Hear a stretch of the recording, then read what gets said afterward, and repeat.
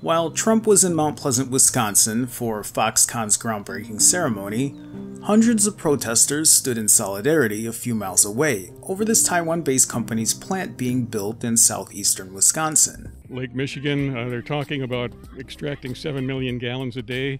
2.5 million of which would evaporate. I'm talking about Wisconsin family farms, and they are struggling.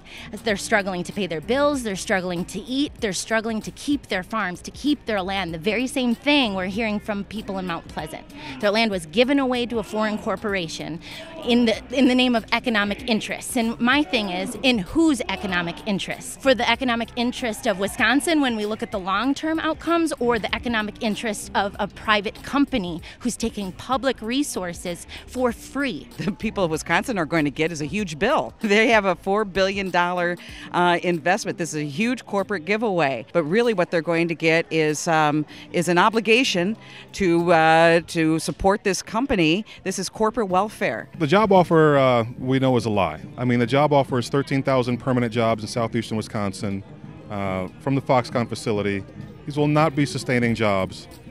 Automation is going to chip into that. We know that. It's happened at other Foxconn facilities. It's really industry-wide. So the jobs that used to be here, the UAW and jobs at Chrysler and General Motors in Janesville that used to power this 1st Congressional District, that's not what Foxconn is offering. There was no consideration, there wasn't due diligence. This MOU was written in what essentially was a cocktail napkin, 1 page. I'm not against jobs, but let's look at that investment. If we would have spent $3.5 billion, like our initial investment was supposed to be, in education, we'd have 80,000 jobs, upwards of 80,000 jobs. If we would have done that in the healthcare industry, it was 50,000 jobs. If we would have spent $3.5 billion in renewable energy, it would have been another 50,000 jobs, save for it would pay itself back within 3 years. This is almost a 25-year return, and that is only if all of the stars align and everything goes perfectly. And we're not even a few months into it, and they are right now today scaling back their investment again. This is really an issue of misplaced priorities. What kind of a basket should we be actually putting our money in? Should we be investing it in the people, to empower people all across the state, small businesses? We could be doing things like healthcare for all. We could be, providing incentives for young entrepreneurs who want to start their own business and take their own ideas to the marketplace. Additionally, they'll be removing about 26 acres of wetlands. And what concerns me about that is that you cannot remake and recreate wetlands. They are, natural ecosystems that man can just not recreate. So many people still have wells in Mount Pleasant and in Summers. We don't know if that's going to impact their wells. We already have flooding issues that are catastrophic.